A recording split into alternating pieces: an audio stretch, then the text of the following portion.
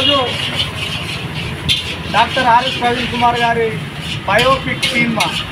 ఆయన జీవిత నేపథ్యాన్ని ఒక సినిమా ద్వారా చూపిస్తున్నటువంటి దర్శకులకు నిర్మాతలకు మా బీఎస్పీ పార్టీ మా బహుజన్ సమాజ్ పార్టీ తరఫున ధన్యవాదాలు తెలియజేస్తూ ఇవాళ డాక్టర్ ఆర్ఎస్ ప్రవీణ్ కుమార్ గారు ఒక తల్లిచాటు బిడ్డ నుండి అంచెలంచెలుగా ఒక మారుమూల ప్రాంతంలో ఒక అటవీ ప్రాంతంలో పెరిగి ఇవాళ ఉన్నత స్థానానికి చేరి ఒక ఐపీఎస్ అడిషనల్ డీజీపీగా ఇవాళ స్వేరో సంస్థను స్థాపించి అలాగే గురుకుల పాఠశాలల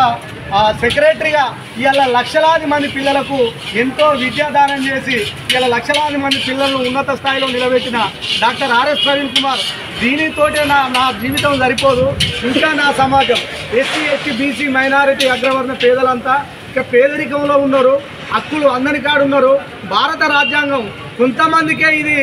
భారత రాజ్యాంగం కొంతమంది చేతుల్లో బందీ అయిపోతుంది. ఈ భారత రాజ్యాంగం ద్వారా వచ్చినటువంటి ఫలాలు అందరికీ అందియాలనే ఏకైక ఉద్దేశం కొద్దీ మహనీయులు స్థాపించినటువంటి మాన్యవర్ కాన్షీరావు స్థాపించినటువంటి బీఎస్పీ పార్టీలో ఏరి ఇవాళ బహుజన్ సమాజ్ పార్టీ రాష్ట్ర అధ్యక్షులుగా ఇవాళ రాష్ట్రం అంతా కాలికి పట్టగట్టకుండా తిరిగి ఇవాళ సమాజాన్ని చైతన్యపరుస్తూ ఇవాళ హక్కుల కోసం గర్జిస్తూ ఇవాళ సమాజం కోసం నిత్యం తన కృషిని తెలియజేస్తున్న డాక్టర్ ఆర్ఎస్ ప్రవీణ్ కుమార్ గారి బయోపిక్ సినిమాను ఇవాళ జమ్మికుంటలో ఇవాళ టోటల్గా ఇవాళ జమ్మికుంట హుజురాబాద్ కాన్స్టిట్యున్సీ ప్రజలందరూ తిలకించే విధంగా ఇవాళ జమ్మికుంటకు రావడం జరిగింది. ఇందుకు మా BSP party Bahujan Samaj party తరఫున మేమందరం చాలా సంతోషం తెలియజేస్తూ ఇవాళ టపాకాయలతోటి ఇవాళ హరిహర థియేటర్లో ఈ మా ఆర్ఎస్ ప్రవీణ్ కుమార్ ఐపీఎస్ సినిమాను ఇలా ఘనంగా ఇలా ప్రదర్శించుకోబోతున్నాం కనుక దయచేసి ఈ ప్రాంత ప్రజలందరూ ఆయన జీవిత చరిత్ర ఒక ఆదర్శవంతమైన చరిత్రను మనం అందరం చూసి ఆయన ఎట్లా ఎదిగిండు, మనం ఎట్లా ఎదగాలి,